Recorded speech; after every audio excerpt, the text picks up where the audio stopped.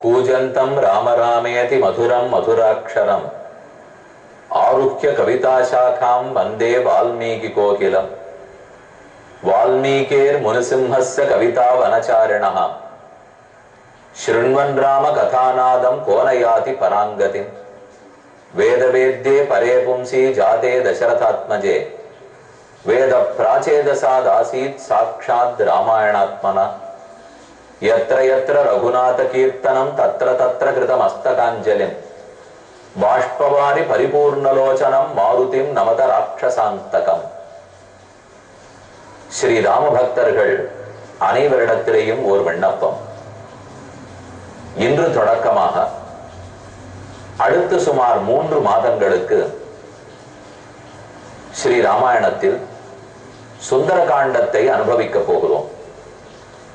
இதுகாலம் பாலகாண்டம், அயோத்தியா காண்டம், ஆரண்ய காண்டம், கிஷ்கிந்தா காண்டம் ஆகிய 4ம் முடிவுற்றன. இனிமேல் ராமாயணத்தின் 6 காண்டங்களில் ஒரே காண்டம் சுந்தர காண்டம்னு பெயர் பெற்றதே, அதைத்தான் தற்போது தொடங்கி அனுபவிக்க போகிறோம். இது எதனால் சுந்தர காண்டம்? ராமனும் சீதையும் மகிழ்ச்சியோடு இருக்கிறார்களா? அயோத்தி பட்டணம் மகிழ்கிறதா? ஏதுமில்லை. சீதை தனிமையில் வாடுகிறாள், ராமனும் இலக்கவனும் வாடுகிறார்கள். ஹனுமான் தேடுகிறார், கிட்டவில்லை. அவரை வாலில் நெருப்பு வைக்கிறார்கள். ஹனுமானோடு கூட வந்த குரங்குகள் அனைவரும் பட்டினி கிடக்கிறார்கள், கடற்கரையில் உள்ளார்கள். இது இத்தனையுமே தானே. அப்படி இருக்கும்போது இதை ஏன் சுந்தர காண்டம்னு கூப்பிட வேண்டும்? ஏதோ காரணம் இருக்கும். அதனால்தான் இது சுந்தர காண்டம். இந்த காண்டத்தை பற்றி எத்தனை பெருமகளும் கூறலாம். இதை பாராயணம் செய்வது சாலச் சிறந்ததாக கொண்டாடப்படுகிறது.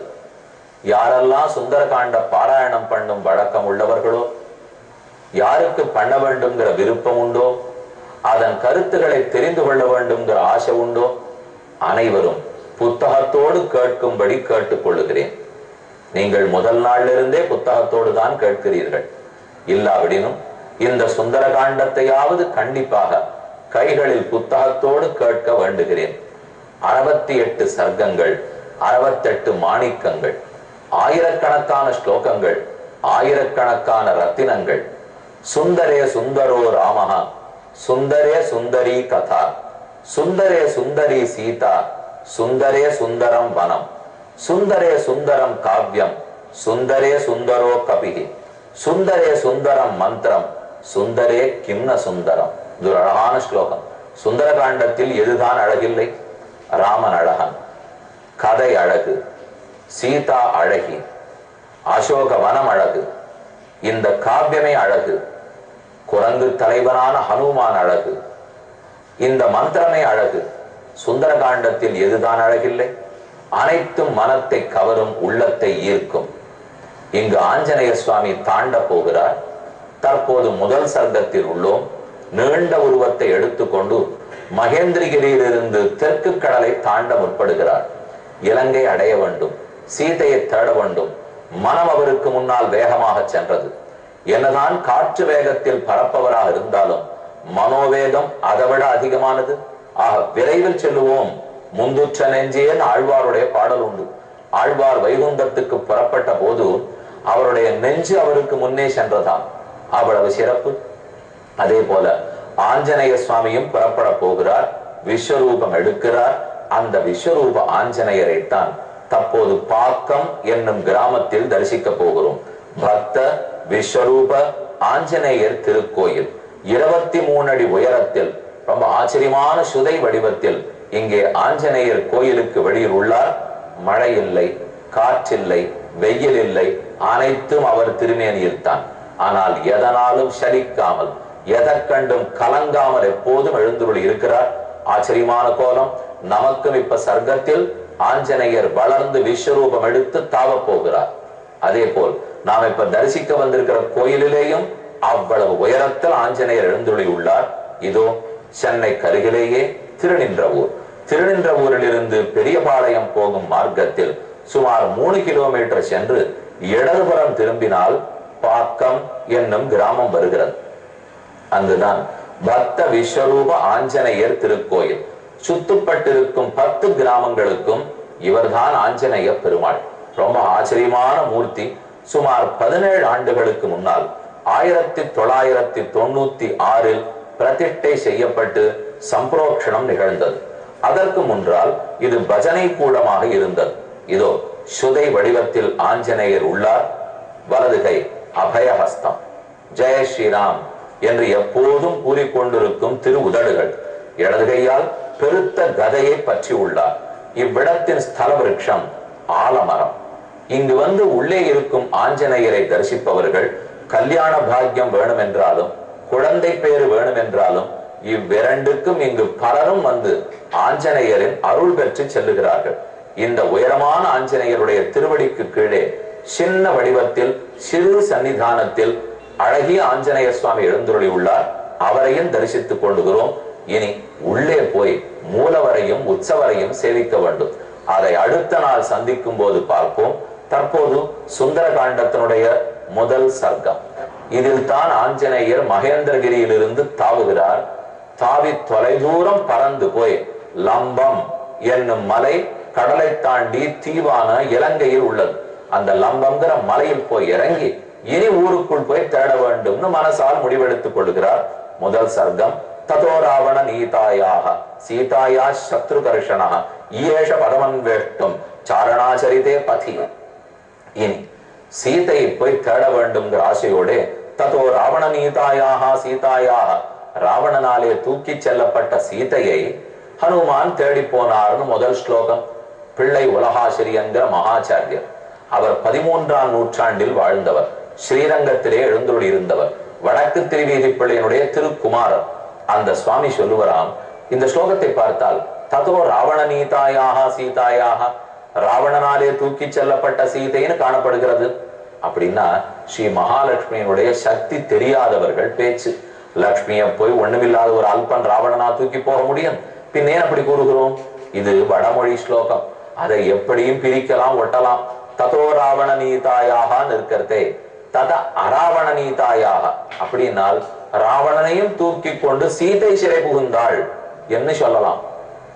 சீதையை தூக்கி கொண்டு ராவணன் போகவில்லை, ராவணனையும் தூக்கி கொண்டு சீதை சிறை புகுந்தாள்.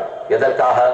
அவள் போய் சிறையில் இருந்தால் தான் பல்லாயிரக்கணக்கான தேவ பெண்டிரை ராவணன் சிறை வைத்துள்ளான். அவர்கள் அனைவரையும் விடுவிக்க வேணுமானால் இவள் சிறைக்குள் புக வேண்டும். சுந்தரி ரகுநாதஸ்ய சுரஸ்திரீ துக்கசாந்தையே தசானனஸ்ய பவனே தசமாசான் உவாசக. தேவ ஸ்திரீகளுடைய சிறையை போக்குவதற்கு அனைவரிலும் தகுதியானவள் தேவ மாதா. ஏன் அவ்வளவு தூரம்? மக்களுக்கெல்லாம் மாதா, அகில ஜெகன் மாதா. அப்படிப்பட்ட மாதா மகாலட்சுமி தான் சீதையாக பிறந்திருக்கிறாள். அவளை போய் ஒரு ராவணன் தூக்கி போவான்? அவனையும் தூக்கி கொண்டு தான் சென்றாள். கஜேந்திர மோட்சம் கேள்விப்பட்டிருக்கோம். முதலை வாயில் யானை காலை கொடுத்தது. அதை காப்பாற்ற ஆதி மூலமான நாராயணன் ஓடி வருகிறார். அந்த சமயத்தில் கருடனுடைய வேகம் போரவில்லை. அதனால் கருடனையும் தூக்கி கொண்டு நாராயணன் வந்து குதித்தார். அதே போலத்தான் இங்கே. அங்கே கருடனை தூக்கி கொண்டு நாராயணன் வந்தார். இங்கு ராவணனை தூக்கி கொண்டு சீதை வந்தாள் போலும். துஷ்கரம் நிஷ்பிரதித்வந்த்வம் சிகீர்ஷம் கர்மவானரா சமுதக்ர சிரோக்ரீவா கவாம் பதிரிவாபவ். யாரும் நினைத்து பார்க்க முடியாத காரியத்தை செய்வதற்கு உறுதி கொண்டார் ஆஞ்சநேயர். மிக உயரமான வடிவம், விஸ்வரூபம் எடுத்துக்கொண்டார். ஒரு காளை நிற்கிறா போலே நிற்கிறார். மகேந்திரகிரி தவித்தது. தீரா சலில கல்பேஷு விசச்சார யதா சுகம். தான் விருப்பப்பட்டபடிக்கு வடிவெடுக்கும் சாமர்த்தியம் உடையவர். த்விஜானு வித்ராசயன் தீமான் உரசா பாதபான் ஹரன் மிருகாஞ்ச சுபகூன் நிக்ரன் பிரவருத்த இவ கேசரி. எப்படி ஒரு சிங்கம் பிடரியை சிலிர்க்குமோ, ஆனை எப்படி பிளிருமோ, காளை எப்படி தன் கால்களால் பூமியை தொராண்டுமோ, அதை போலெல்லாம் ஆஞ்சநேயர் செய்து கொண்டார். சதஸ்தகிரிவர்யஸ்ய தலே நாகவராயுதே யக்ஷ கிண்ணர கந்தர்வைஹி தேவகல்பைஹி சபன்னகைஹி திஷ்டந்த விவரஸ்தத்ர ஹ்ரதே நாக இவாபவ். ஒரு பெரும் நாகம் படமெடுத்து நின்றால் எப்படி இருக்குமோ அதை போல் அந்த மலைக்கு மேல் படமெடுத்து கொண்டு சுவாமி நிற்கிறார். அதே சமயம் தான் இவ்வளவு வளர்ந்தோம் என்கிற செருக்கில்லை. ராமகாரியத்தை செய்ய போகிறோம், அதற்குரிய வேண்டுதல்களோட புறப்பட வேண்டும் என்று கிழக்கு பார்த்து கைகூப்பி கொள்ளுகிறார். அஞ்சலின் பிராங்முகம் குருவன் குருவன் பவனாய ஆத்மயோனையே, தந்தையான பவனம் அதாவது வாயு பகவானே உமக்கு வணக்கம். பூதேபியஸ்ச அஞ்சலின் கிருத்வா சகார கமனே மதிம். வடக்கே இருக்கும் குபேரனுக்கு, தெற்கே இருக்கும் யமனுக்கு, கிழக்கு இருக்கும் இந்திரனுக்கு, மேற்கு இருக்கும் வருணனுக்கு வணக்கம். நம் தகப்பனான வாயு பகவானுக்கு வணக்கம். பிளவக பிரவரே திருஷ்டா பிளவனே கிருத நிச்சயா பவருதே ராமவிருத்தியர்த்தம் சமுத்திரைவ பர்வசு. ராமன் விருத்தி அடையணும், ராமன் காரியம் நடக்கணுங்கிறதுக்காக தான் வளர்ந்தார். ராமன் வளர வேண்டுமானால் தான் வளர வேண்டும். தலைவன் நன்னா இருக்கணும்னா தொண்டன் நன்கு செயல் புரிய வேண்டும். அதற்காக வளர்கிறார். அவர் போன வேகத்தில் ஆகாயத்தில் உயர்ந்திருக்கக்கூடிய மரங்கள் ஆங்காங்கு மலர் கொத்துக்களை எல்லாம் தூவின. இவர் வளர்ந்த வேகத்தில் மரம் தாங்காமல் அசைகிறது. அசைகிற வேகத்தில் மலர் கொத்துகள் விழுகின்றன. ஸ்தபகம்னு சொல்றோம், பூங்கொத்துகள். அது யாரோ பூமாலை போட்டு புஷ்பத்தை தூவி ஆசீர்வாதம் பண்ணுகிறா போலே இருக்கிறதா.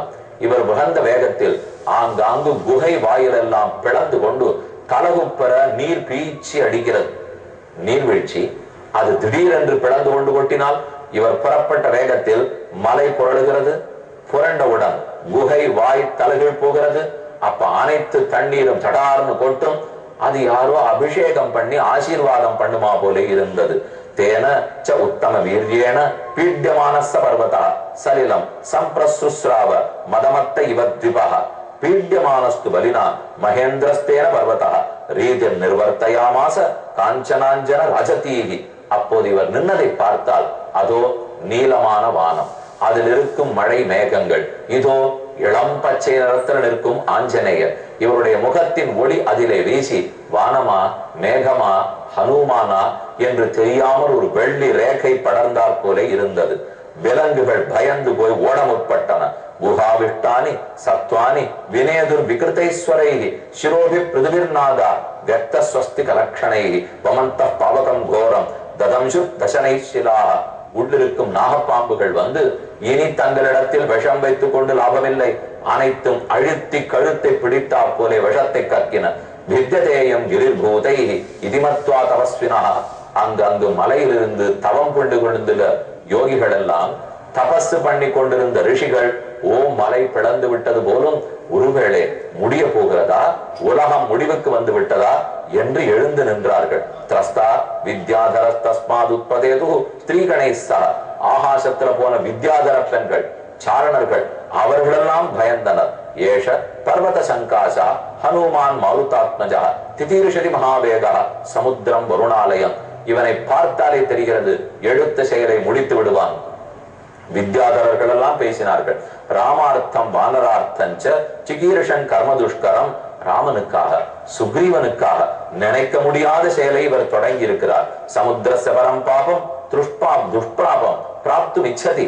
கடலை தாண்டி போய் மற்றொரு இடத்தை பார்க்க முற்படுகிறாரே, இது மனிதர்களால நடக்கக்கூடிய செயலா என்று அவர்களெல்லாம் பேசி போக நநாதச்ச மகாநாதம் சுமஹானிவ தோயதா துதுவேச்ச சரோமாணி சகம்பேச்ச அனலோபமாக. ஒரு நெருப்பு திகு திகுவென்று மேல் நோக்கி வளருமா போலே ஆஞ்சநேயர் வளர்ந்தார். தோள்களை தட்டி கொண்டார், தொடைகளை தட்டி கொண்டு சிங்கம் கர்ஜிக்குமா போலே ஒலி எழுப்பினார்.